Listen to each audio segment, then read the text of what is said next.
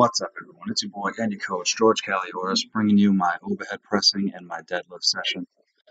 The overhead press session was kind of boring. You can see I look real jacked here, but it's not the most interesting to watch when the weights aren't that big.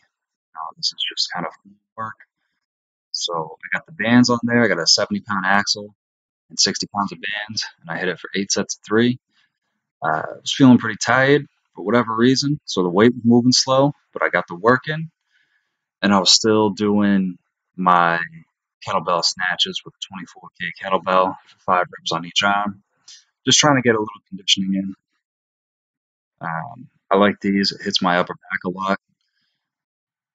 And you got to make sure that when you're doing them, that it's a hip and hamstring exercise. It shouldn't be straight up and down like a squat. You should be trying to touch the floor right beneath your feet. You should be letting the kettlebell go through, getting the body tilt, but also squaring the shoulders so you're not rotating side to side too much. It is an anti-rotational exercise. And then here I just added 15-pound bands to each side, and I was doing sets of 5. I did 2 sets of 5. Again, I was feeling pretty beat up. So I just did 2 sets of 5, and you can see I'm pushing the bar straight up, and that's kind of an issue I've been having. So I'm aware of the issue, and I need to push the bar back over my head like that last rep there, because once you get the bar over your head, now your upper back gets heavily involved, and it becomes easier because it's right over the center of your gravity. And here I am with some elbow out extensions. I was doing sets of 20 with these. These are great to hit the elbow joint, and they're great for the bench press at the bottom, but also the overhead press at the bottom of the overhead press, that first set of extension, that first extension movement is always going to be the elbows. You know, you can have the front raise of the shoulders and the extension of the elbows, but if your elbows are strong, you know you're not going to hurt your shoulder. And the shoulder is a very finicky area that can get easily messed up. So I threw some lateral raises in, front raises, and rear delts. I just kind of set them all together. I think I did 4 total sets of these. So I was doing 20 sets of 20 reps of lateral raises, 15 of the front, and then 25 of the rear. And I'm not a bodybuilder, but a bigger muscle definitely has more potential to become a stronger muscle. So yeah, I kind of rock and I throw my body into it a little bit, but I'm still getting into the shoulder pretty deep. It hits it pretty good. I try and on those front raises, I like to put my palms up because I think it's better for the shoulder. It gets a little external rotation in there, so that way you're not becoming overly internally rotated, which if you're a lifter like I am, have a bad habit of doing. In these rear delts, I like to externally rotate and just pull the weight back into my thigh. It's not a full row necessarily, it's just a rear delt row, I like to call it. It's something I just kind of picked up one way or the other. I used to just use a heavier dumbbell and do them. But anyways, on to the more fun stuff. Here's my deadlifts. I did 6 sets of 5 with 365. I noticed that on my last sets I was twisting pretty badly. No, I didn't do 6 sets of 5. I was doing triples at first. And then I did like 3 sets of 5 at the end of it. Something like that. I was doing a couple sets of 5. But I noticed pretty bad I was twisting at the end of it. I was just getting tired. The way my over-underhand was. So next time I think I'm just going to throw on straps and use them like that.